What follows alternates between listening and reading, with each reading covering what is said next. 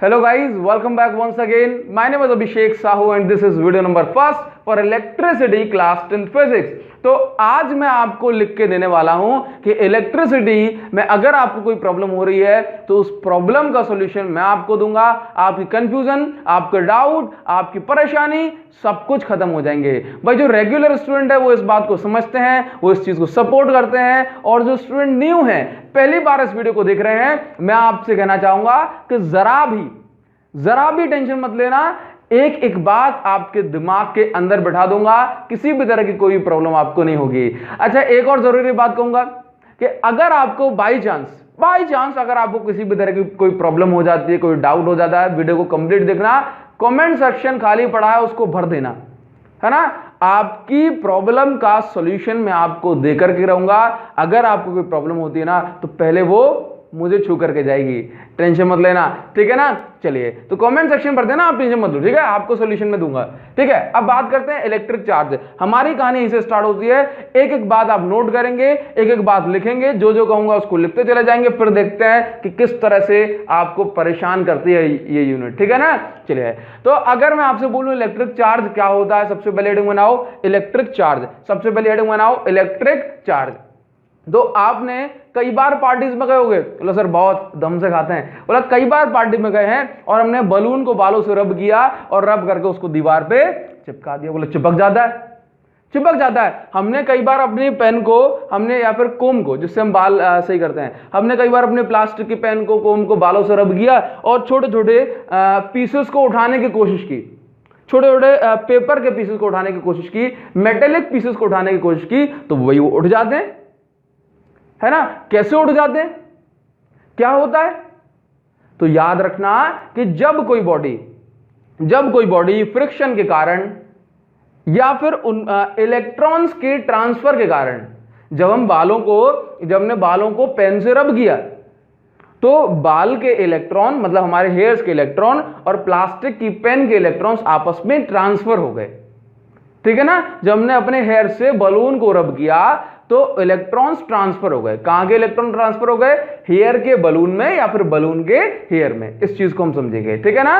तो आपको अभी क्या समझ में आया कि जब हम एक बॉडी को दूसरी बॉडी से फ्रिक्शन करते हैं तो फिर क्या होता है, उसके पास एक ऐसी शक्ति आ जाती है, एक ऐसी प्रॉपर्टी आ जाती है जिसके कारण से आपस में अट्रैक्शन फोर्स लगने लगता है, या फिर मैं बोलूं रिपल्सन फोर्स भी लगता है। आपने कम देखा है, तो मैं क्या बोलूंगा कि अगर मैं किसी एक बॉडी को दूसरी बॉडी से रब करता हूं, जैसे बलून को मैंने अपने हेयर्स के साथ रब किया तो बलून दीवार से चिपक गया। दैट मीन्स क्या हो गया कि बलून और बलून की स्पेलिंग ठीक लिखी है क्या, अच्छा पता नहीं, बलून एंड वॉल के बीच में एक फोर्स लगता है। क्या लग रहा है, फोर्स लग गया। फोर्स लगा होगा तभी तो चिपका होगा ना। जैसे मान लो हमने प्लास्टिक की पेन से कुछ पेपर के पीसेस को उठा लिया है ना, तो पीसेस के बीच में और पेन के बीच में क्या लग रहा है, फोर्स लग रहा है ना, फोर्स लग रहा है तभी तो उठा पाया। तो बलून के और वॉल के बीच में, पेन के और पीसेस के बीच में एक फोर्स लग रहा है, ठीक है। और इस फोर्स को हम बोलते हैं इलेक्ट्रोस्टैटिक फोर्स। क्या बोलते हैं, इलेक्ट्रोस्टैटिक फोर्स। ये जो फोर्स लग रहा है ना दोनों के बीच में, इस फोर्स का नाम है इलेक्ट्रोस्टैटिक फोर्स, ठीक है ना। अब ये फोर्स क्यों लग पाता है, तो याद रखना ये फोर्स एक प्रॉपर्टी के कारण लगता है जिसको हम बोलते हैं चार्ज। क्या बोलते हैं, चार्ज। तो याद रखना कि भाई ये जो चार्ज है या फिर जो इलेक्ट्रिक चार्ज है, ये इलेक्ट्रिक चार्ज क्या है, तो इलेक्ट्रिक चार्ज किसी भी सब्सटेंस की प्रॉपर्टी है। क्या, इलेक्ट्रिक चार्ज किसी भी सब्जेक्ट की क्वालिटी है जिसके कारण वो ऑब्जेक्ट दूसरे ऑब्जेक्ट पर इलेक्ट्रोस्टैटिक फोर्स लगा सकता है, यानी कि उसको चिपका सकता है, खुद के पास खींच सकता है, खुद से दूर भेज सकता है। समझ गए। तो मैंने कहा हर इंसान की कोई ना कोई क्वालिटी होती है ना, कि भाई अगर आपकी मसल्स बड़े बड़े हैं, आपकी हाइट बड़ी है, तो आप क्या कर लोगे, भाई आप ऊपर रखी चीजों को आसानी से उठा लोगे, तो ये आपकी प्रॉपर्टी है। मैंने कहा अगर आपका बहुत पैसा है तो आप नई कार खरीद सकते हो, नया घर खरीद सकते हो, तो आपकी प्रॉपर्टी क्या, आपका पैसा। तो हम अपनी अपनी प्रॉपर्टी से, अपनी अपनी क्वालिटी से कुछ कर सकते हैं। इसी तरह से हर सब्सटेंस इस दुनिया में उसके पास एक क्वालिटी होती है, एक प्रॉपर्टी होती है जिसको हम बोलते हैं चार्ज।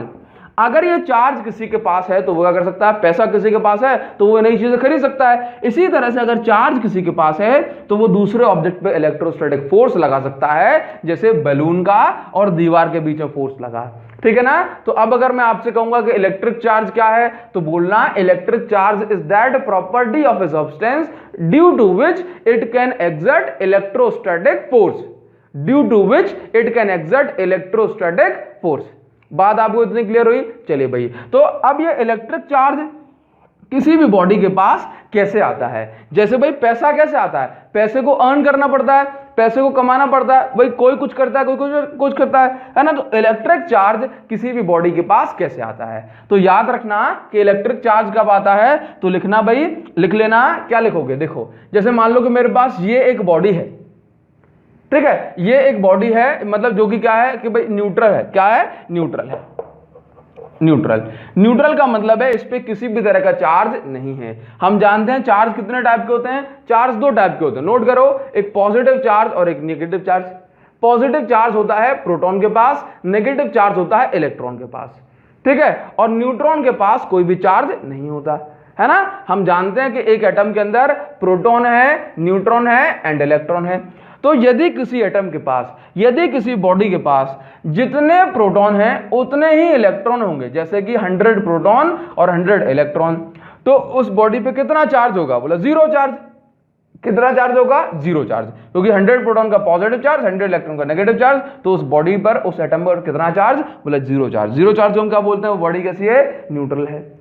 अब ये बॉडी न्यूट्रल है, लेकिन हमें क्या चाहिए इसके ऊपर? हमें चाहिए कि इसके पास चार्ज आ जाए। क्या आ जाए? चार्ज आ जाए। मुझे बताओ, चार्ज आ जाएगा तो क्या होगा? चार्ज आ जाएगा तो अट्रैक्शन हो सकता है, रिपल्सन यानी कि दूर पुश कर सकते हैं, समझ गए। तो हमें चार्ज चाहिए। तो चार्ज हमें कब मिलता है? तो याद रखना, किसी बॉडी के पास चार्ज कब आता है? जब वहां पर जो है ना अनइक्वल नंबर ऑफ इलेक्ट्रॉन और प्रोटॉन होते हैं। क्या होते हैं? Unequal number of electron and proton. लिखोगे बात को, तो चार्ज में क्या लिखना? Charge, charge exist by, exist due to unequal number of proton and electron, proton and electron. अगर प्रोटॉन ज्यादा है तो फिर चार्ज होगा उसके पास कैसा? Positive charge. और अगर इलेक्ट्रॉन ज्यादा है तो नेगेटिव चार्ज होगा। तो मैं क्या बोलूंगा? मैं बोलूंगा अगर किसी बॉडी में से इलेक्ट्रॉन निकल गए तो क्या बचा उसके पास ज्यादा? मतलब प्रोटॉन ज्यादा बचे और इलेक्ट्रॉन कम हो गए। तो ये बॉडी किस तरह की चार्ज हो गई? प्रोटॉन ज्यादा, तो ये बॉडी पॉजिटिवली चार्ज हो गई। कैसे हो गई? Positively charge. जबकि दूसरा केस हमारे पास ये बनता है कि अगर इस बॉडी के पास इलेक्ट्रॉन आ जाए, ठीक है, तो इसके पास मतलब एक्स्ट्रा इलेक्ट्रॉन आ जाए, तो उसके पास इलेक्ट्रॉन ज्यादा हो गए, प्रोटॉन कम हो गए। तो इलेक्ट्रॉन ज्यादा, दैट मींस ये बॉडी कैसी चार्ज हो गई? दैट मींस ये बॉडी नेगेटिव चार्ज हो गई। क्लियर है? तो अब आपको इलेक्ट्रिक चार्ज के बारे में समझ में आया होगा। अच्छा, अब यहां पे देखो, अगर मैं आपसे कहता हूं most important thing, most important, note करो कि हमेशा एक एटम के अंदर इलेक्ट्रॉन, प्रोटॉन एंड न्यूट्रॉन होते हैं।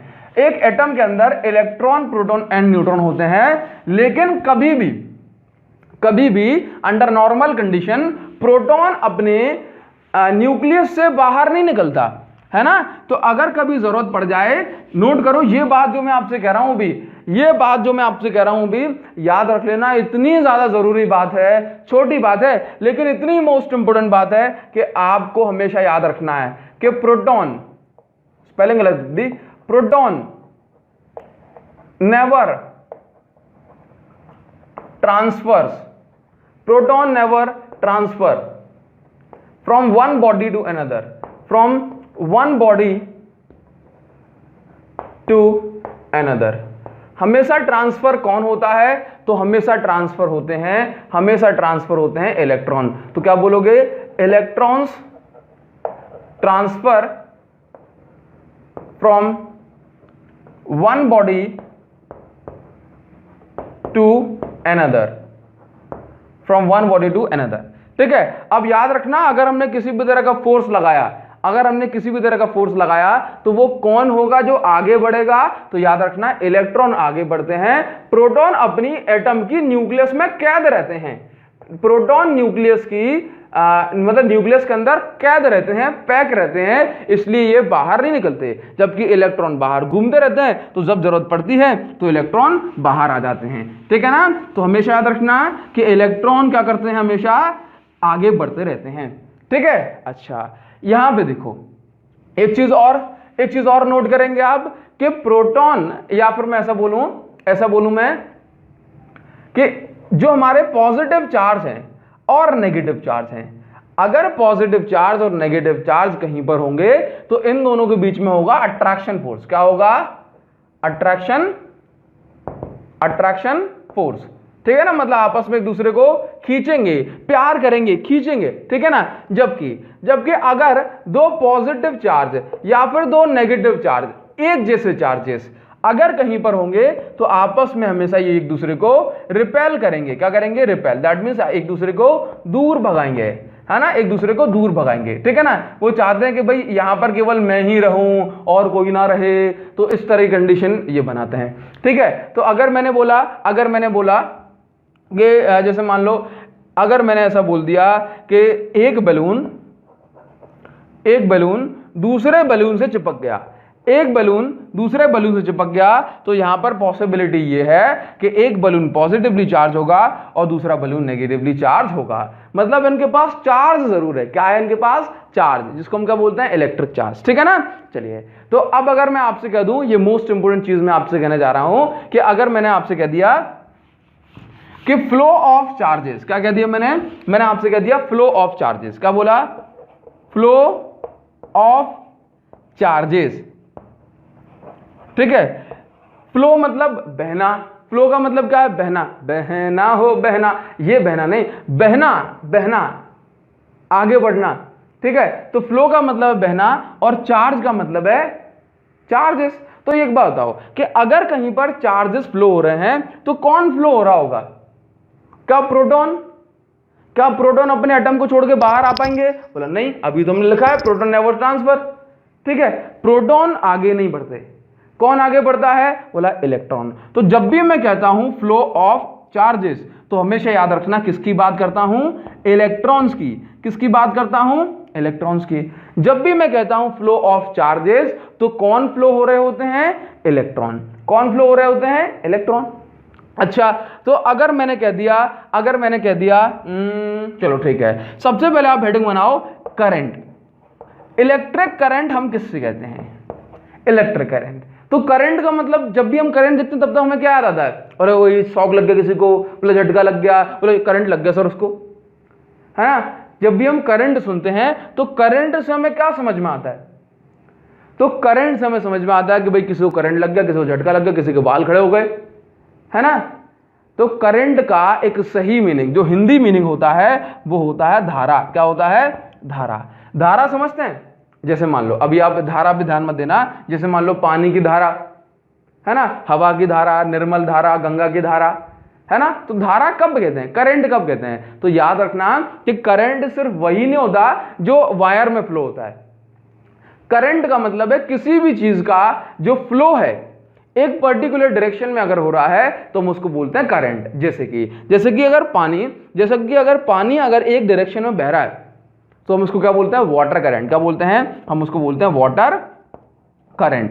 ठीक है, अगर पानी एक पर्टिकुलर डायरेक्शन में बह रहा है तो हम उसको बोलेंगे water current.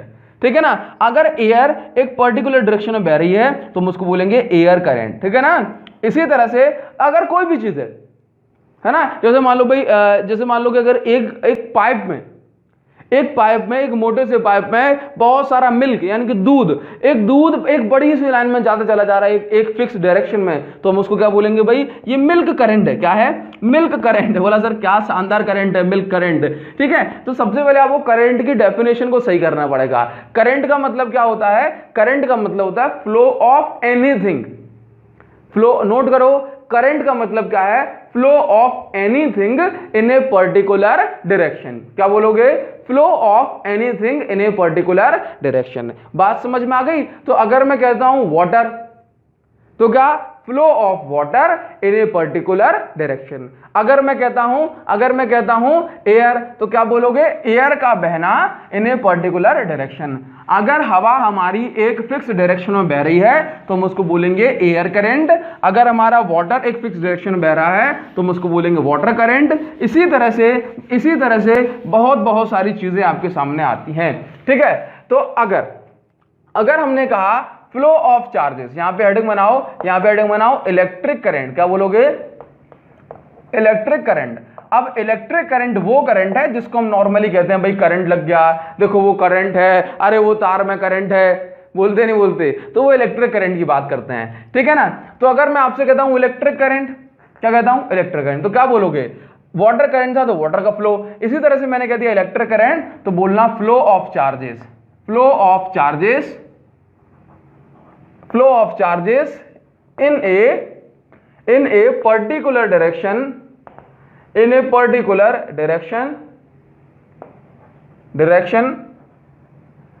is called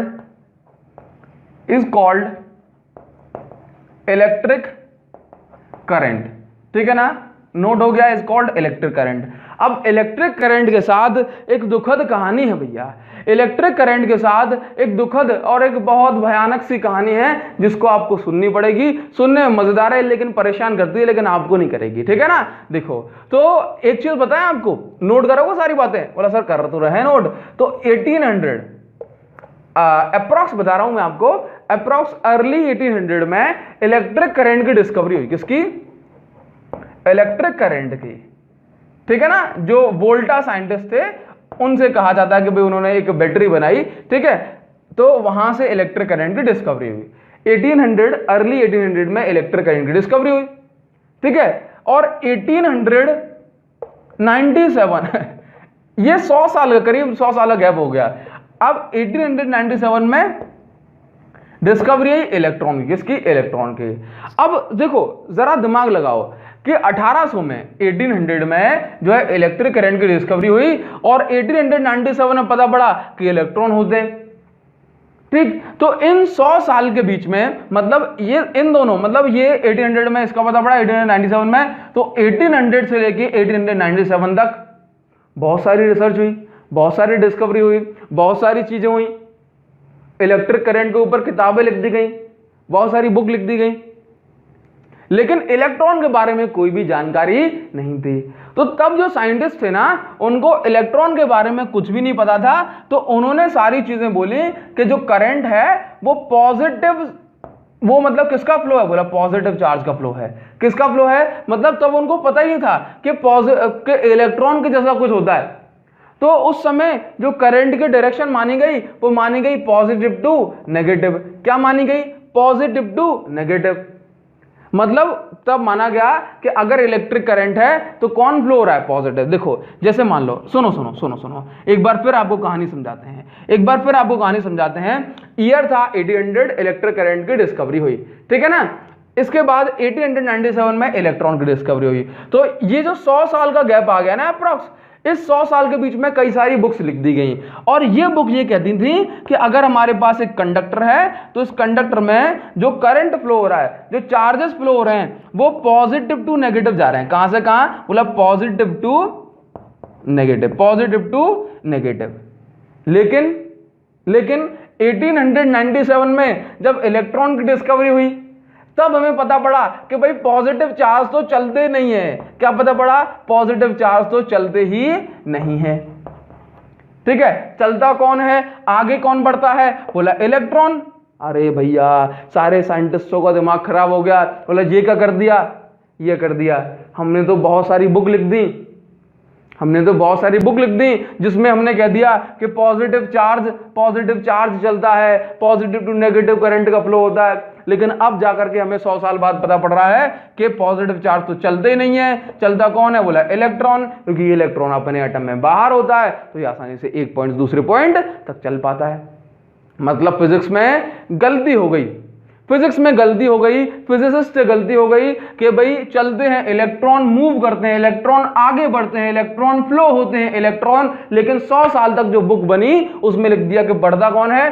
positive to negative charge. मतलब बढ़ता कौन है? बोला पॉजिटिव चार्ज। ठीक है ना, चलता कौन है, बोला पॉजिटिव चार्ज। अब क्या करा जाए, अब क्या करा जाए, तो यहां पर अब सुनो, यहां पर अब सुनो, ये एक बहुत ज्यादा जरूरी बात अब हो गई जो मैं आपको बताने जा रहा हूं कि जब भी आपसे पूछा जाए, जब भी आपसे पूछा जाए कि करंट की डायरेक्शन क्या, करंट की डायरेक्शन क्या, करंट्स डायरेक्शन, तो याद रखना, याद रखना जो करंट की एक्चुअल करंट की जो एक्चुअल डायरेक्शन है, एक्चुअल डायरेक्शन, एक्चुअल मतलब हकीकत में कौन फ्लो होता है, एक्चुअल में इलेक्ट्रॉन फ्लो होते हैं। इलेक्ट्रॉन कैसे हैं, बोला नेगेटिवली चार्ज। तो करंट की डायरेक्शन कहां से, बोला नेगेटिव से पॉजिटिव, नेगेटिव से पॉजिटिव। इलेक्ट्रॉन भागेंगे तो कहां जाएंगे, इलेक्ट्रॉन नेगेटिव चार्ज है ना, तो अट्रैक्शन के कारण पॉजिटिव पर जाएंगे। तो हमेशा याद रखना कि करंट की जो एक्चुअल डायरेक्शन है वो हमेशा नेगेटिव से पॉजिटिव होती है। तो एक्चुअल डायरेक्शन कहां से कहां तक है, नेगेटिव से negative to positive, negative to positive. लेकिन अब हमें जो बुक्स में दिखाना पड़ेगा, हमेशा लिखना पड़ता है, और हम हमेशा यही यूज करते हैं जो कि हमारी कन्वेंशनल डायरेक्शन। कन्वेंशनल डायरेक्शन का मतलब यह है, कन्वेंशनल डायरेक्शन का मतलब यह है कि पॉजिटिव जो पुरानी डायरेक्शन है, क्या पुरानी, रानी नहीं, पुरानी डायरेक्शन है, ठीक है ना, तो पुरानी डायरेक्शन का पॉजिटिव टू नेगेटिव।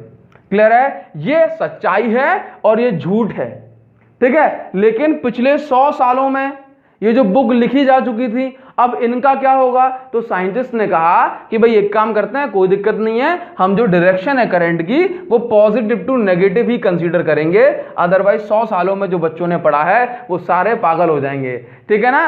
तो हमेशा याद रखना करंट की एक्चुअल डायरेक्शन कौन सी होती है, बोला नेगेटिव टू पॉजिटिव। लेकिन हम पुरानी डायरेक्शन को, दैट मींस कन्वेंशनल डायरेक्शन को यूज करते हैं बताने के लिए, जो कि है पॉजिटिव टू नेगेटिव, ठीक है ना। तो मान लो अगर मेरे पास, ठीक है, कुछ कुछ इमेज बन रही है दिमाग में, कुछ कुछ इमेज बन रही है दिमाग में, चलिए, तो मान लो अगर मैंने आपसे ऐसा कहा कि ये मेरे पास एक कंडक्टर है, क्या है मेरे पास एक, ये मेरे पास एक कंडक्टर है। इस कंडक्टर में अगर मैंने यहां पर बैटरी लगा दी, क्या लगा दी, बैटरी लगा दी, तो ये बैटरी किस तरह की चार्ज हो गई, बोला ये बैटरी का, देखो हमेशा याद रखना कि बैटरी में ये जो बड़ा वाला टर्मिनल है और एक छोटा वाला टर्मिनल होता है, ठीक है, बड़ा वाला टर्मिनल, क्या टर्मिनल, और छोटा वाला टर्मिनल, ठीक है। तो बड़ा वाला हमेशा पॉजिटिवली चार्ज बताते हैं और छोटा वाला नेगेटिवली चार्ज होता है, ठीक है। तो ये बड़ा वाला पॉजिटिवली चार्ज, छोटा वाला नेगेटिव चार्ज, ठीक है। तो अगर हम कहते हैं भाई एक्चुअल में करंट कैसे फ्लो हो रहा है, तो एक्चुअल में करंट की डायरेक्शन होती है ये नेगेटिव से पॉजिटिव, कहां से कहां तक, नेगेटिव से, ऐसे एरो लगाना चाहिए हमें, एक्चुअल में से लगाना चाहिए, लेकिन हम लगाएंगे कैसे, तो लगाएंगे हम एरो ऐसे, ये देखो, पॉजिटिव से करंट बढ़ा आगे और नेगेटिव में गया, पॉजिटिव से नेगेटिव में, positive to negative, positive to negative. ये करंट को हम रिप्रेजेंट करते हैं आई से। किससे दिखाते हैं करंट को, तो करंट को हम दिखाते हैं आई से, स्मॉल आई से, कैपिटल आई से, जो हमारी मर्जी हो उससे दिखा देते हैं, ठीक है ना। तो याद रखना कि करंट की जो डायरेक्शन होती है वो कौन सी होती है, पॉजिटिव टू नेगेटिव। क्लियर है इतनी बात, करंट आगे बढ़ता है, कैसे आगे बढ़ता है, सारी चीजें आपको बताएंगे, टेंशन मत लो, ठीक है ना। बात समझ पा रहे हो, अच्छा इस बात को नोट करो, नोट कर लो इसको, फास्ट नोट कर लो इसको।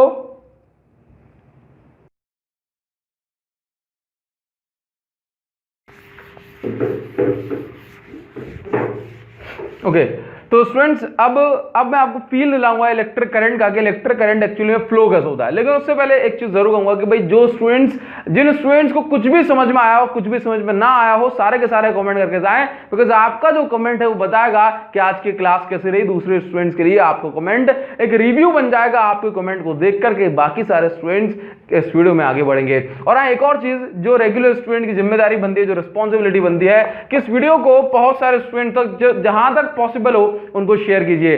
इस चैनल पर जितने भी सब्सक्राइबर है ना, उस सब्सक्राइबर रेट को बढ़वाना आपका काम है, बिकॉज जितने ज्यादा स्टूडेंट्स तक ये वीडियो पहुंच पाएंगे उतने ज्यादा स्टूडेंट्स को बेनिफिट मिल पाएगा। क्योंकि आप ऐसा मान के चल सकते हैं कि जब से चैनल बना हुआ है तब से अभी तक मेरे पास हंड्रेड्स ऑफ कमेंट इस तरह के आ चुके हैं, मतलब सर आपकी वीडियो मेन पेज पर नहीं खुलती है, जिससे जो है बहुत सारे स्टूडेंट्स मिस कर जाते हैं वीडियोस को। तो आपकी रिस्पॉन्सिबिलिटी बनती है कि आप कितना ज्यादा इस चैनल की वीडियोस को शेयर कर सकते हैं। चलिए, तो इलेक्ट्रिक करंट की फील मैं आपको दिलाऊं, तो उसके लिए आपको कुछ दो बातें समझनी पड़ेंगी कि पहला हम केस कंसीडर करेंगे जो कि हमारा एक्चुअल केस, और उसके बाद कन्वेंशनल केस को कंसीडर करेंगे।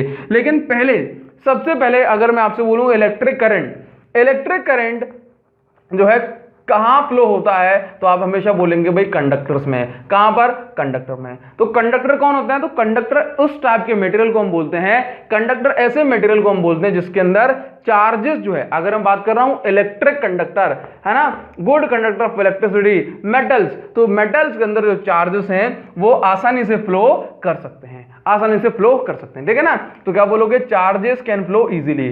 कंडक्टर के अंदर क्या होता है? Charges can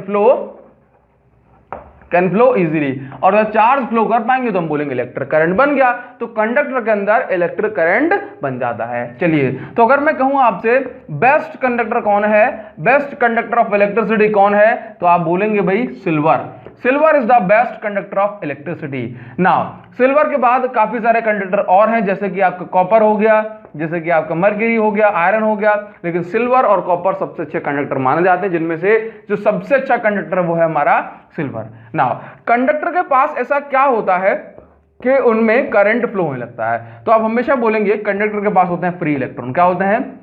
free electron.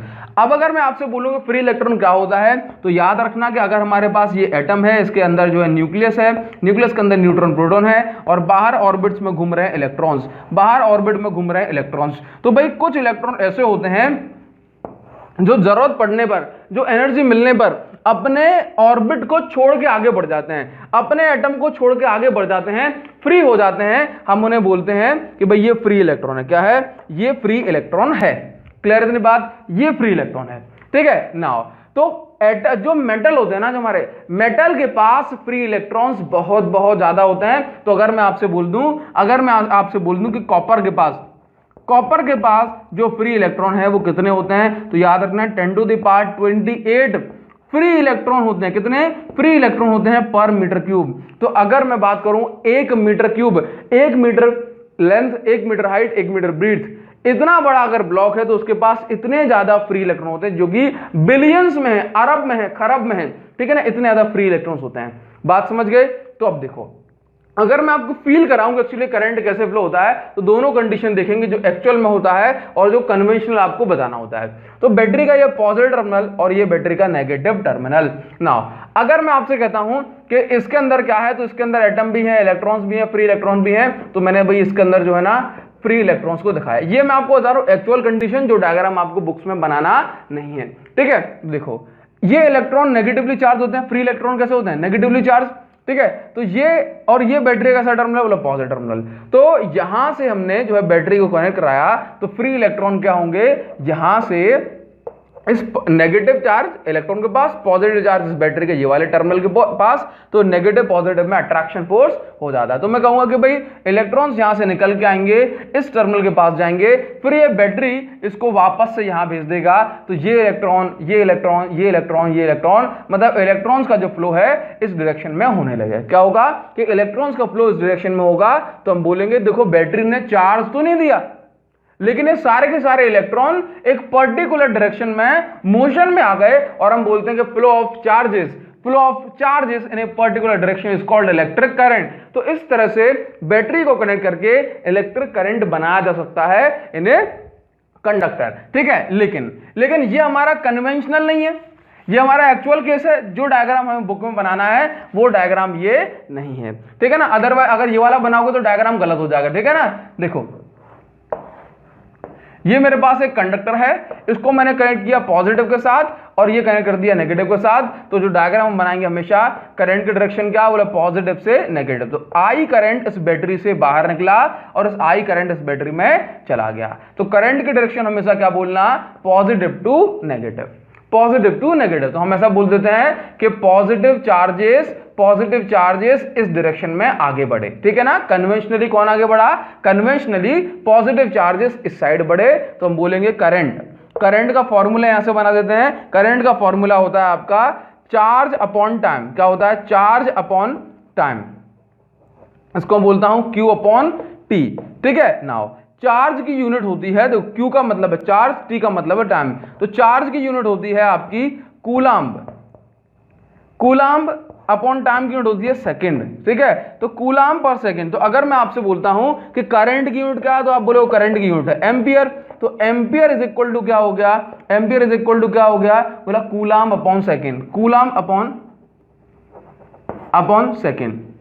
तो देखिए अगर मैं आपसे कहता हूं कि भाई 1 एम्पियर कितना होता है, तो याद रखना अगर एक सेकंड में यहां से यहां तक, मतलब एक सेकंड में किसी भी पोर्शन को, एक एरिया ऑफ क्रॉस सेक्शन को 1 कूलाम चार्ज अगर एक सेकंड में फ्लो हो जाता है यहां से, तो हम बोलेंगे ये कितना करंट है, ये करंट है 1 एम्पियर। कितना करंट है, ये करंट है 1 एम्पियर। तो ये इलेक्ट्रिक करंट के बारे में कुछ बेसिक सी बातें हैं। नेक्स्ट वीडियो में हम पढ़ेंगे पोटेंशियल डिफरेंस वगैरह, है ना। तो किस तरह से बहुत सारी चीजें आपको यहां पर इस चैप्टर में बतानी है, ठीक है ना। तो अच्छा एक चीज और, करंट किस तरह की क्वांटिटी होता है आपसे पूछा जाएगा, तो याद रखना current is a scalar quantity. Scalar quantity वो क्वांटिटी होती है जिसमें डायरेक्शन की जरूरत नहीं होती, ठीक है। आप नोट करेंगे, जो आपने 9th क्लास में पढ़ा होगा, ठीक है। नाउ अब अगर मैं बोलूं कि सर बोले ये सर हमें समझ में नहीं आया, तो देखो 2 टाइप की क्वांटिटी होती है, एक स्केलर और एक वेक्टर। तो याद रखना कि 5 एम्पियर करंट मान लो नीचे गया, कितना 5 एम्पियर, और 5 एम्पियर करंट ऊपर चला गया, मतलब एक डायरेक्शन नीचे की साइड, एक डायरेक्शन ऊपर की साइड, तो यहां पे कितना मिलेगा, बोला 10 एम्पियर करंट। मतलब एक वायर आ रहा है इसमें 5 नीचे जा रहा है, यहाँ पे एक वायर आ रहा है जिसमें 5 ऊपर जा रहा है, और यहाँ पे हमने ज्वाइंट करके दूसरा वायर लगा दिया जिसमें 10 एम्पियर करंट यहाँ पे जा रहा है। तो हमने देखा कि करंट ऊपर जा रहा है, करंट नीचे जा रहा है, इससे जो है ना मेन करंट पे कोई भी इफेक्ट नहीं पड़ रहा, मतलब इस करंट में डायरेक्शन का कोई भी इंपैक्ट, कोई भी इफेक्ट नहीं है। सो वी से कि करंट इज स्केलर क्वांटिटी। अगर डायरेक्शन का कोई इफेक्ट होता तो हम बोलते current is a vector quantity. Clear है। तो ये करंट के बारे में कुछ बेसिक चीजें हुई। मिलते हैं आपसे नेक्स्ट वीडियो में, तब तक कमेंट करके बताना कि आपके लिए वीडियो कितनी यूजफुल रही। Thank you so much, thanks a lot. मिलते हैं नेक्स्ट वीडियो में, थैंक यू।